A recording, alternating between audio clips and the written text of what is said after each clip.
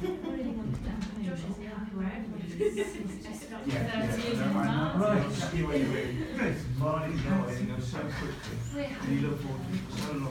me give you all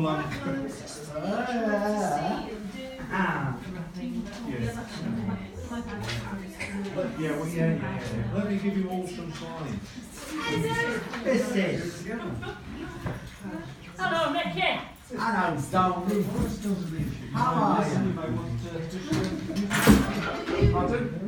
You say something. There's 3 here. Oh, okay. How are you, my darling? Sorry. I'm sorry, I'm Bessie. Right.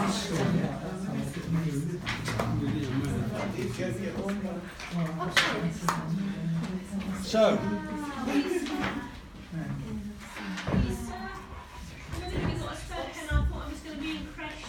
I have which colour would you like? whatever, whoever, whenever. Yeah. Taking those. Oh yeah, I've got purple. But Cerise pink. I'll have 1, 2. Right. Green. You, Anybody else? I was unable to work out how to set it up so it opens like that. So you have to open it like that. That's perfect. That's the first bit.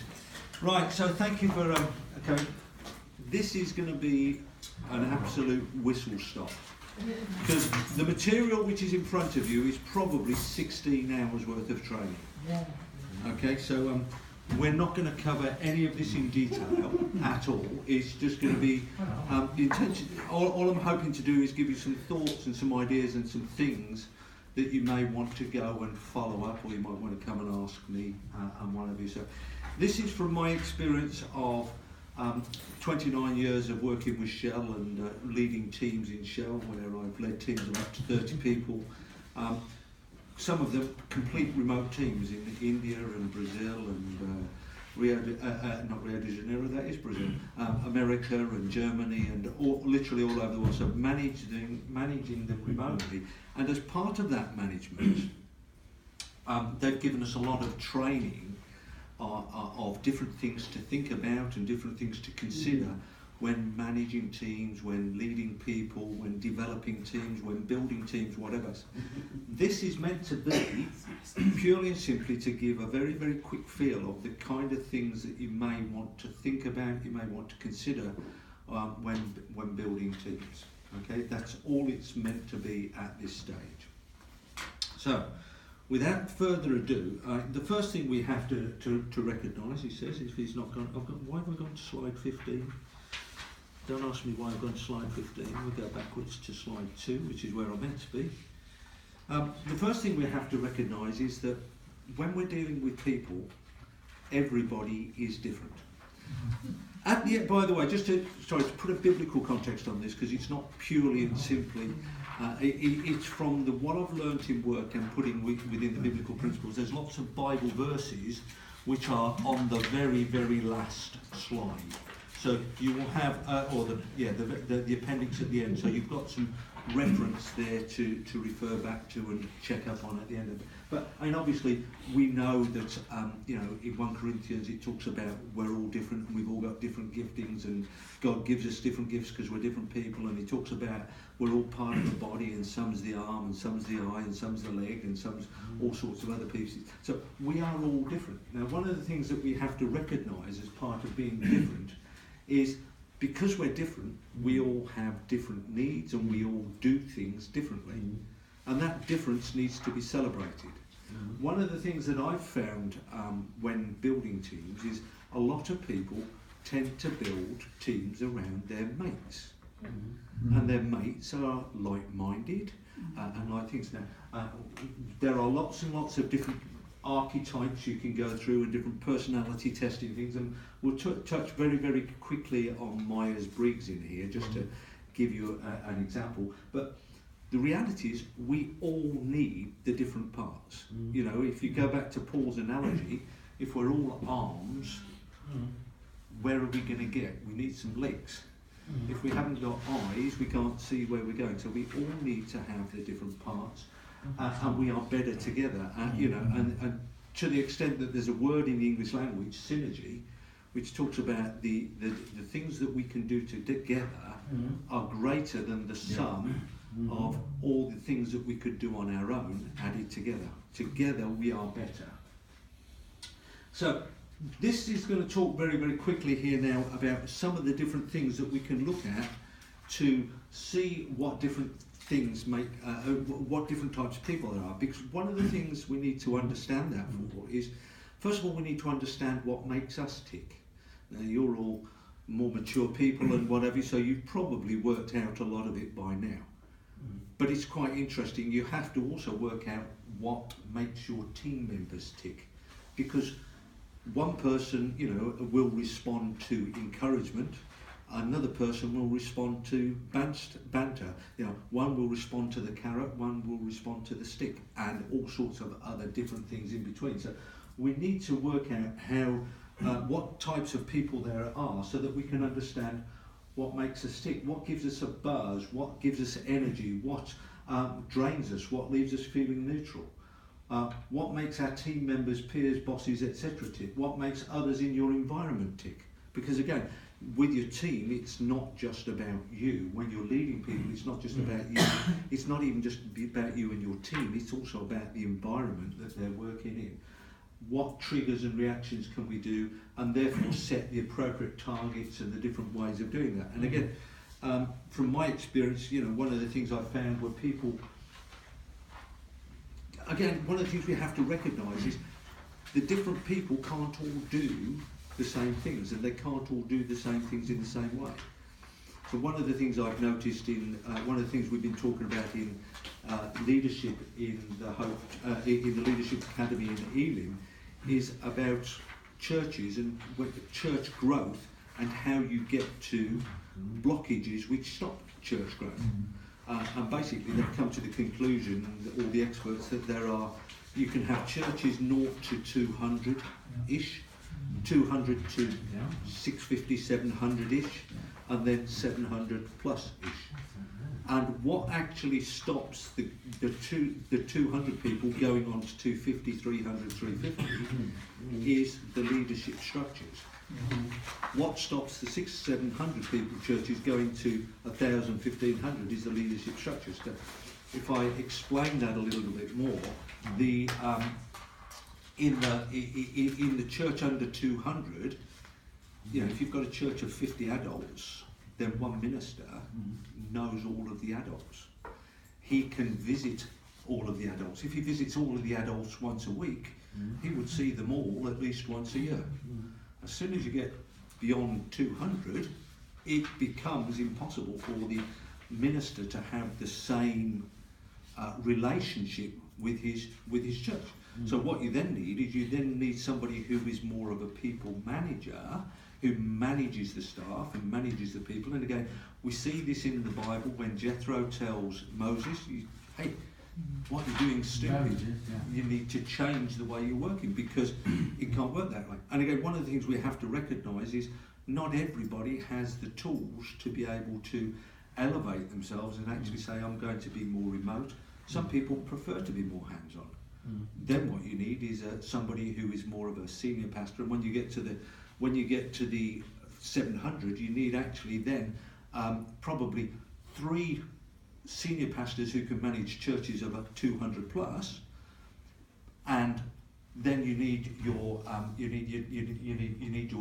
probably 15, 20 ordinary pastors who can manage 20 to 50 people, and you need a guy who over the top is much more apostolic and managing from a CEO position.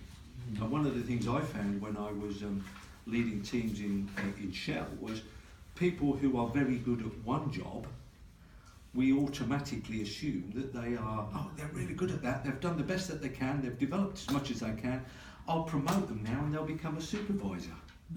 But they don't have supervisor skills. Now you can try and train them, but some people, they just are not born to be supervisors, and that's because of the different types of people that there are out there. So we need to understand all of that, and there are lots of different tools that you can use, and if you're looking to use one of these tools, or you're looking for some help with any of these tools, Claire Rees-Roberts does training on this every day.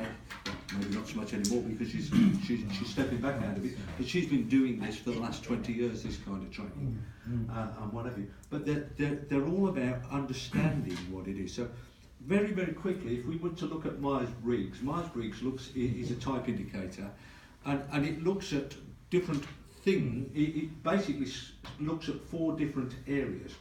The first thing is, do you prefer to focus on the outer world, or do you focus on the inner world? And they talk about extroversion or introversion, extroverts or introverts. If you are an introvert, doesn't mean you naturally fall into introversion in these categories.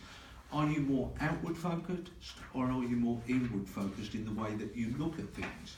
That's what they're looking at. The second thing is, do you prefer to focus on basic information you take in, or do you prefer to interpret and add meaning to this? And they call this sensing or intuition. The third thing is decisions. Do you prefer to look at the logic and consistency, or do you prefer to look at the people and the special circumstances, thinking or feeling?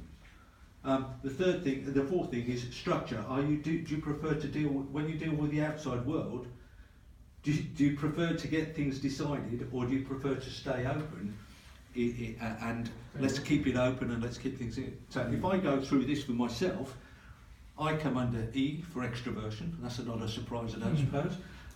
I am very intuitive because I look for the interpretation and the meaning. I'm not intuitive naturally in what we would classify, but in this definition I'm intuitive. I am thinking. So I'm ENT and I'm judging. So I'm an ENTJ. And when you go through that, you can go through this and it tells you what is your personality type. So an ENTJ sits down here, and I probably need to put my glasses on. It says, I'm strategic, I'm logical, I'm efficient, I'm outgoing, I'm ambitious, I'm independent, I'm effective in organisation of people and long-range planning. And that very much sums me up. And it's quite frightening when you actually go through these tests, how well they do something up. But obviously, because there are 4 different, you end up with 16 potential different types of people. Not everybody is 100% extrovert or 100% introvert. It's which one is more often. But you can start doing that, and when you start doing that, you can then go through and say, if you're an ISTJ person, you're quiet, you're serious, you earn success by thoroughness and dependability. If I know I've got somebody in my team who is an ISTJ, I can then understand a little bit about where they're coming from and what makes them work. And I can be and that they need practical, matter of fact, realistic and responsible, etc., etc. And you can go through each of these groups. That's why this is very useful, because you can go through it all and you can start to understand what makes your team members. So for me, I'm frank. You might also say I'm bullshit. That's another word for frank, maybe. I'm decisive. I don't always make the right decisions, but I will make a decision. I assume leadership readily. If I go into a room, you can't shut me up. I always jump in. Those who go, all of you know me, so you know that's the way I am. But that's the way But that's because that's the kind of personality I am. If my boss understands that, my boss used to say to me, "Pencil, Paul." I had to put my pencil on, I couldn't talk. But I understood that, they understood that, and it was a way of getting a very quick point to me, "Paul, you're taking over." Because I quite often see the illogical and inefficient procedures. I quite often see a way to do things. I'm very, very good at problem solving. And I jump straight to the solution. And one of the things I have to recognise in myself, if I'm in a team or if I'm leading a team, is not everybody else has got to that conclusion. Maybe they need time to get to that conclusion, because if I go running off on my own, it doesn't help them. So we need to understand, one of the things I've found in leadership is we need to understand different people types and the kind of people we work with. Ben, can you keep an eye on the time and tell me when it's about 10 past? So make sure I'm not. So 25 minutes. yeah, I know we got. So we got 23 minutes I think left now. I've got 20. Yeah, but if we understand, the first thing to help us to deal with situations is understanding the situation. If we understand where people are coming from, then we can adapt our communications and our expectations and our ways of working with them. If you want to try out Myers-Briggs, you can do it. There's a web link there. You can you can do it for yourself, and you can find out what personality type you are, and your wife is, your husband is, whoever. I'm an ENJF, but I don't let it define me. That doesn't surprise me. There you go. Doesn't surprise me at all. Which one, Laura? I'm an ENJF. So she's a feeling, whereas I'm a thinking. Yeah. Actually, yeah. Extroversion. Yeah. Last time I took the test, because you've got to remember you're on a constant progress yourself, so you could be one test 1 year, and as God's been working through you doing different stuff. It alters slightly, not a huge amount, but it does alter. The personality test doesn't tend to alter too much, but you're right. But what you're talking about there is something else which we've got in here, which is values and things. So yeah, this helps you to finally be understood, and it helps you to finally understand people. The reason I put this course together is I found in 59 years of going to church leaders and church pastors don't actually get trained in this kind of stuff. They just go to college. Might go to college as an 18-year-old, come out as a 23-year-old with a degree, and they become a pastor of a church and they acquire knowledge. Or they might have done some external jobs and then become a pastor, but they don't. It's not something that they get a lot of training in, and I think this is a gap. I also think it's a gap I've seen from my Lisa at school in teaching profession. Teachers, they start a job, they become a teacher, and then if they become good enough, they'll get an area of responsibility. If it's maths or English or one of the big, they get onto the SLT, and then they become. They need to also have this kind of stuff. It also helps them to build meaningful relationships, which then obviously leads to a much more fulfilling life. If you understand each other and you're better understood, it removes a lot of the frustration. It doesn't actually change the way we work, but we understand each other, therefore we make more allowances for each other, either in when we're asking people to do things or people are asking us to do things, because they understand a lot more where we're coming from.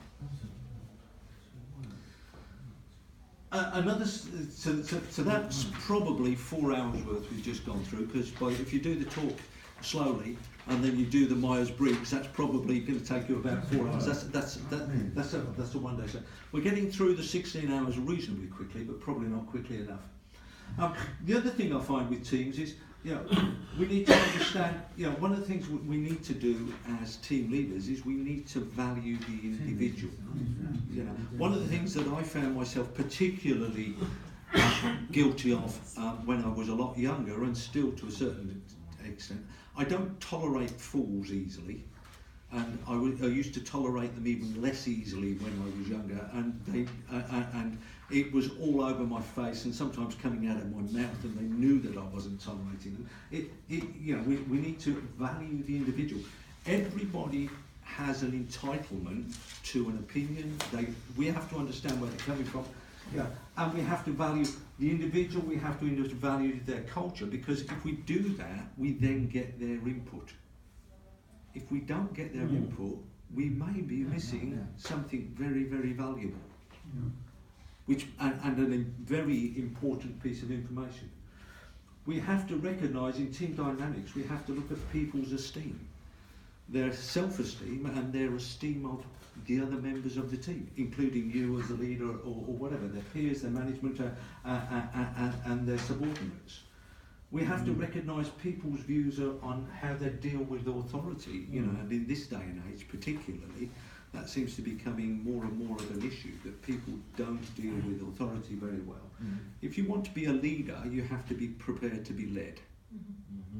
You have to, that again is very much within biblical principles, and how this all impacts prayer interaction.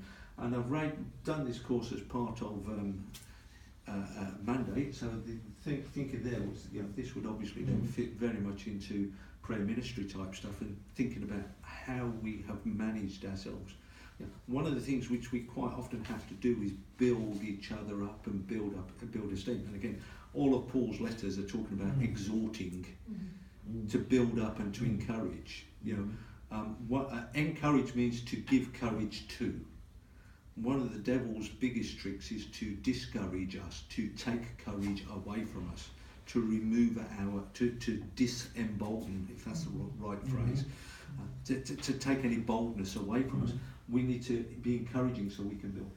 One of the other things I find with teams is we need to permit no. One of my bosses, he said to me, I'm probably talking about 25, nearly 30 years ago now, he said to me, Paul, I'm going to keep giving you stuff until you tell me no, you can't take any more. And I was getting, can you do this? Yeah, I can do that. Can you do this? Well, yeah, I can do that. Can you do this? Yeah. I didn't want to say no, I wanted to please him. And again, that's something which we find in the church is very, very relevant. We want to do, we're doing things unto the Lord. Therefore, it's got to be done. Again, something you'll hear me talk a lot about if you come into any of the our church leadership meetings and eldership meetings is it good or is it God? Because again, one of the things I find that is a big trick of the devil is to keep us busy doing good stuff. We don't want to stop doing this because it's good. It's got to be right. It's got to be good. It's got to be. It's good, isn't it? Yeah. But if you're doing good, sometimes you can be so busy doing good stuff you don't have time to do God stuff.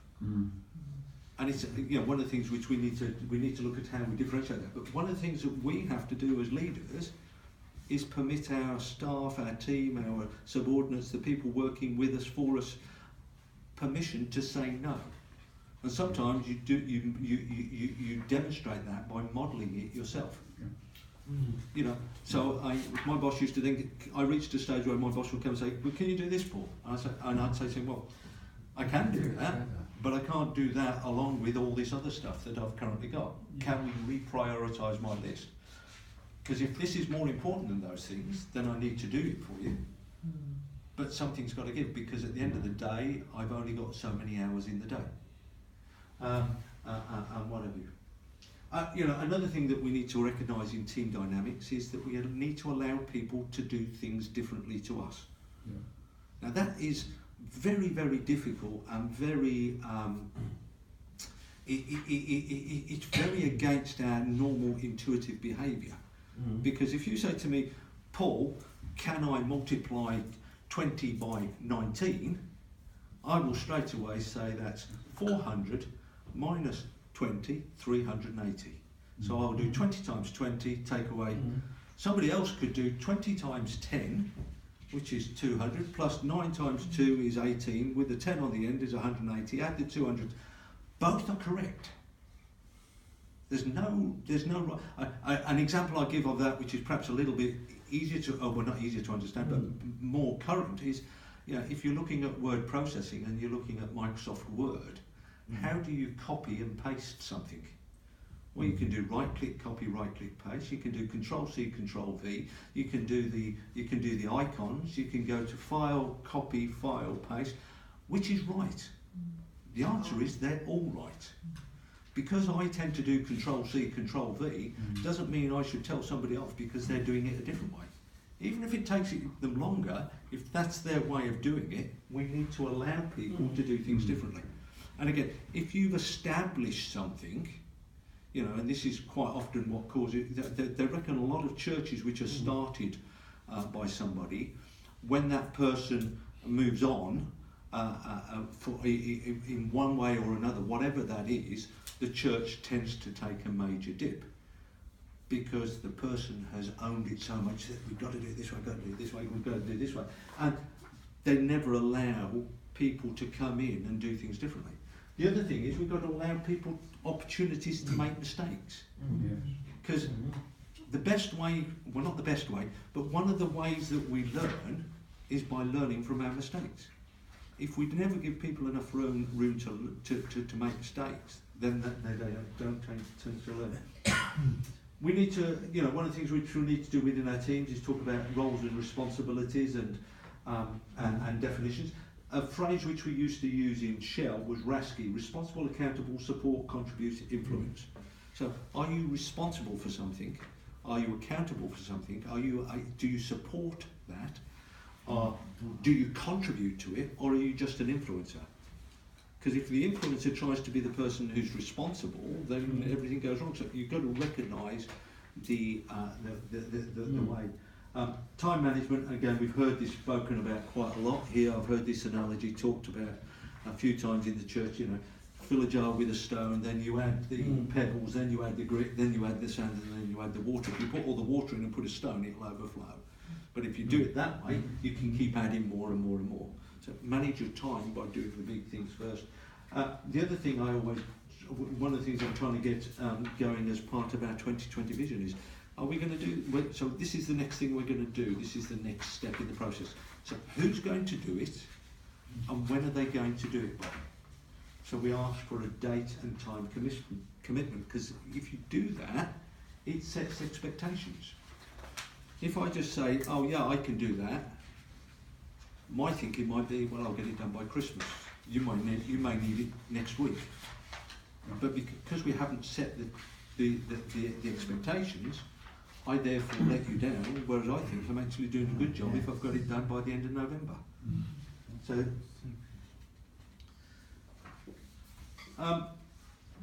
so if we go through all of those very quickly, again, 10 past. When you're valuing the individual, it's not just putting up with them. It's not just permitting them. It's believing and celebrating. So do we really, so one of the things I'm challenging in the leadership at the moment is, if we really, really believe and value the individual, every single one of you, every single one of us in this church, we have a part to play. God has designed us and made us that way. When we get to heaven, we'll be doing that, and probably other things.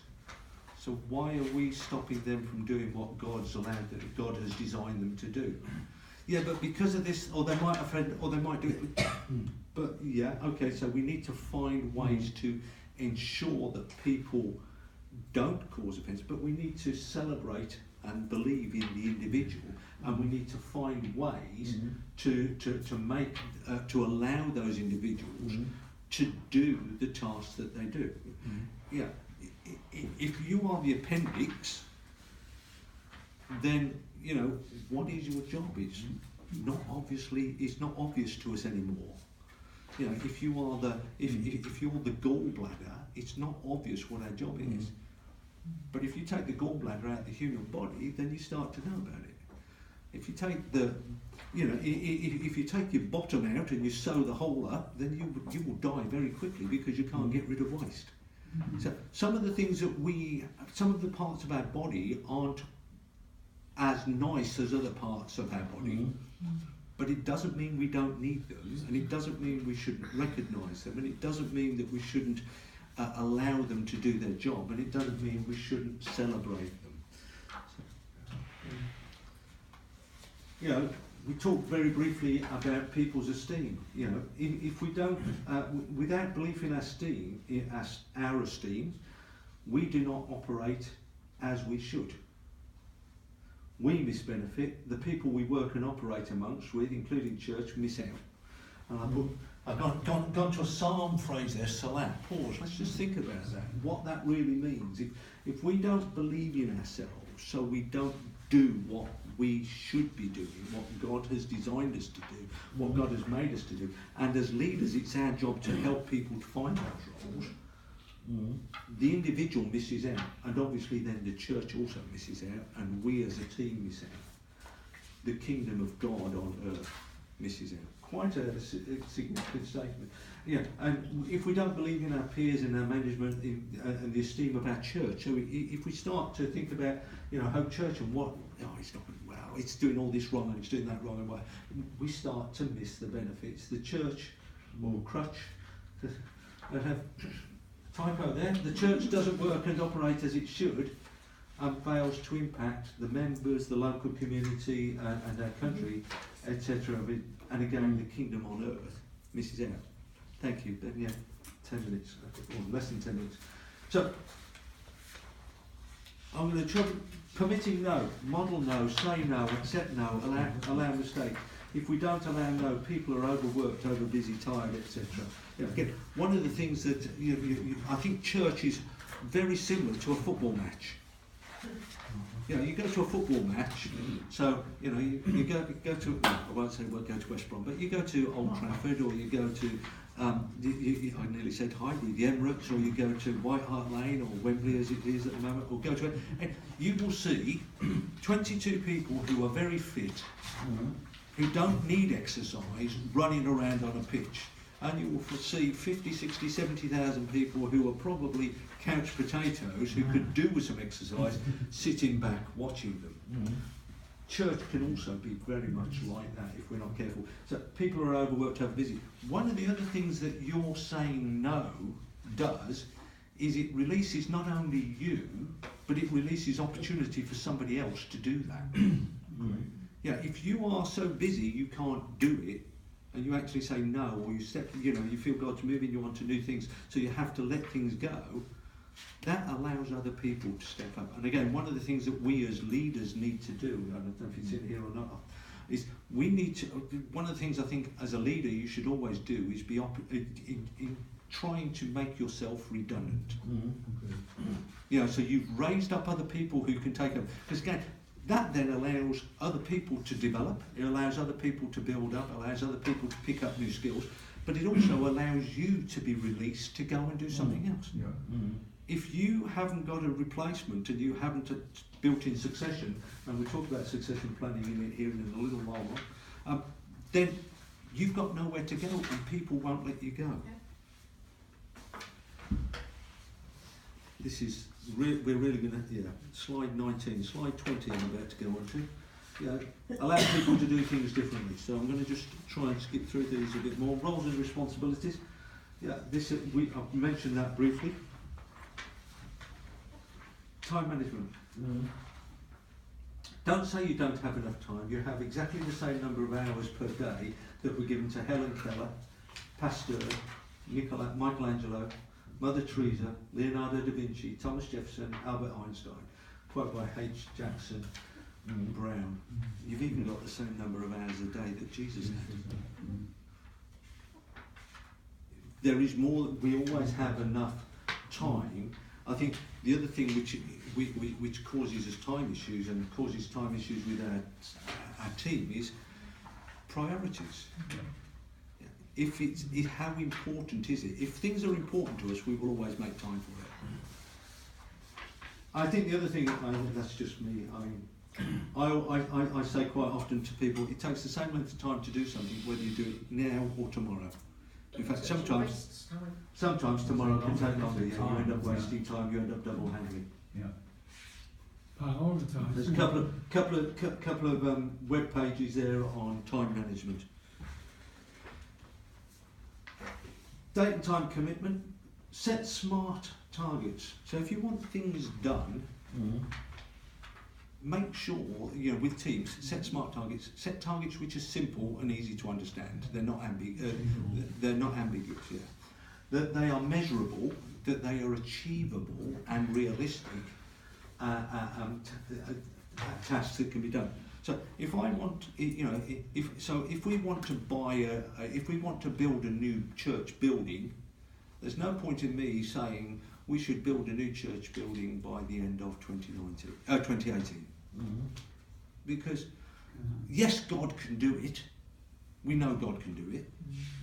But in our normal, natural processes, it's not really achievable or realistic.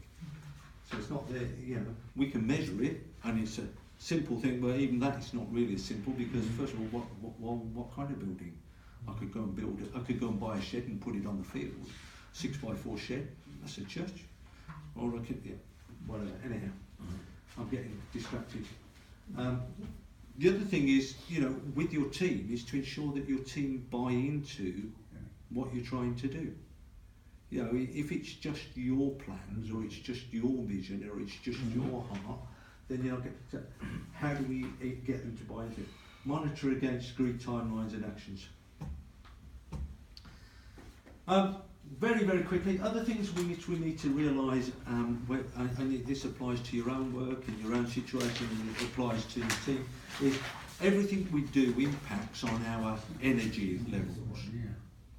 I don't know if I should use that phrase, because I don't mean it new age-ish at all, but I'm just saying, if you do something, you will get a buzz out of it, and you'll feel, or you might feel really drained. If you got to, sometimes, even doing the same thing in different circumstances can actually have the opposite effect. So if I'm driving around a racetrack on a driving day, I can get a buzz out of that. If I'm driving to Colchester through thick fog, by the time I get out of the car at the end of the day, all the concentration, all the focus, I feel really drained. So everything you do will either give you a buzz and build your energy, or it'll drain your energy, or it'll leave you feeling neutral. If you want a job, the best thing to do from a job-wise and from a fulfillment perspective is to find a job where more of the stuff you're doing increases your energy, gives you a buzz, rather than leaving you drained. I can't think of anything worse, and I've had to deal with staff in this situation who really hated their job. Or let's find you a different job. What? You can't. And the same is true in church. In church we get a lot of people volunteer, in inverted commas, because they feel that somebody's got to do it. I'll have to do it. But if it's really, really draining them, it's not helping them in their job.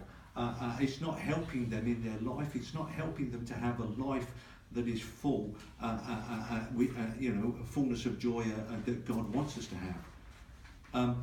So let's help them find a different job. Again, I had a girl at work. Our job was talking to people, finding out what they needed from a management information perspective, and then getting it built technically.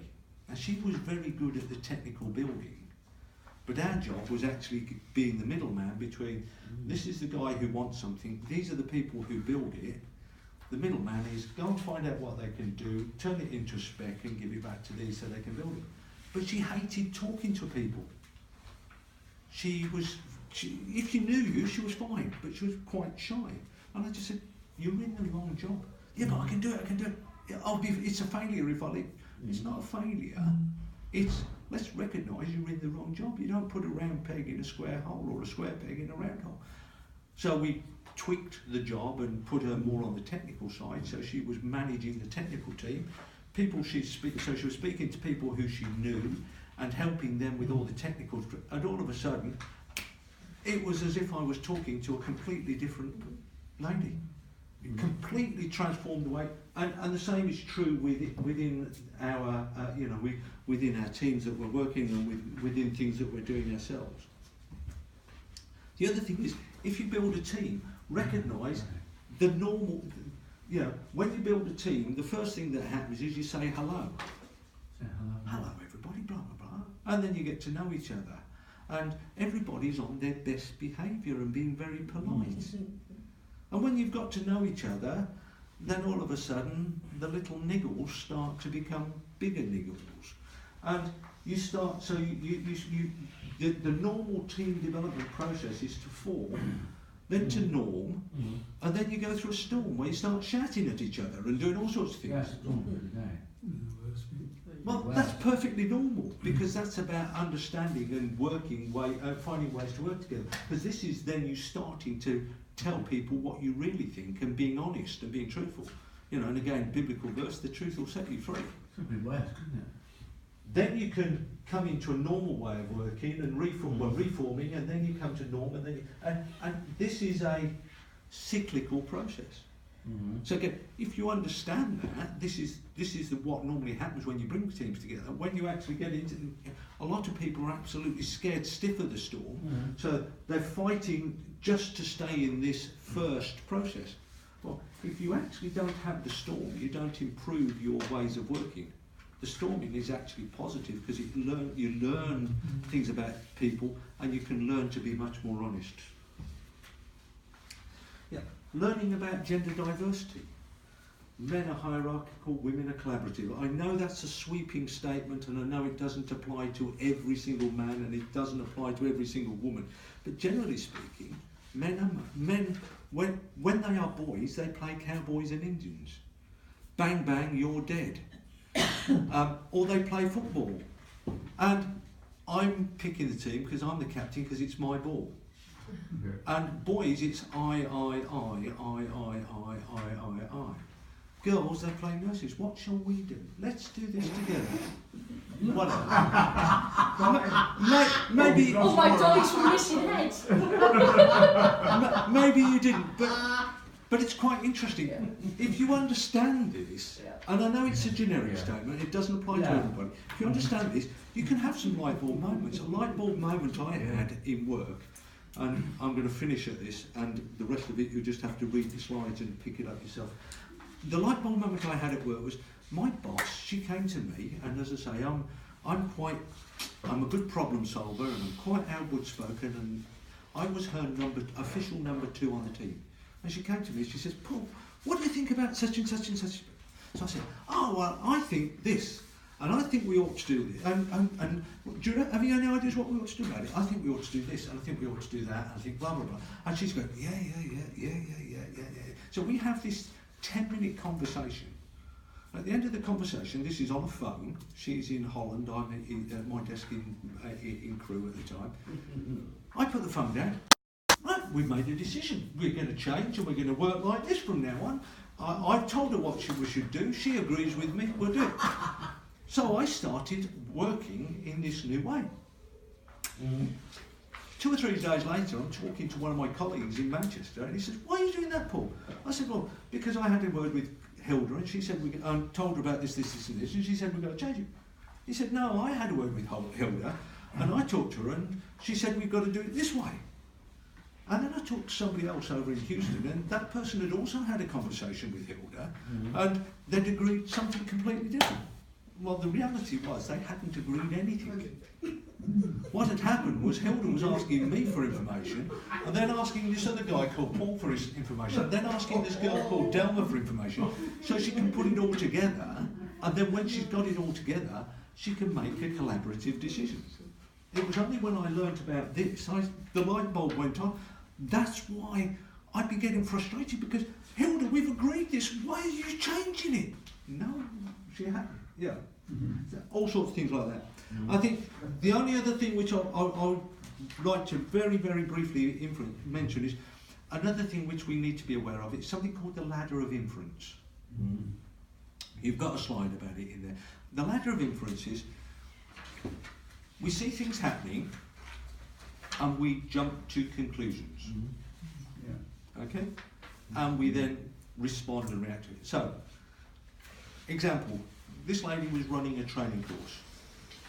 She's running this training course, and there's 3 people at the back talking.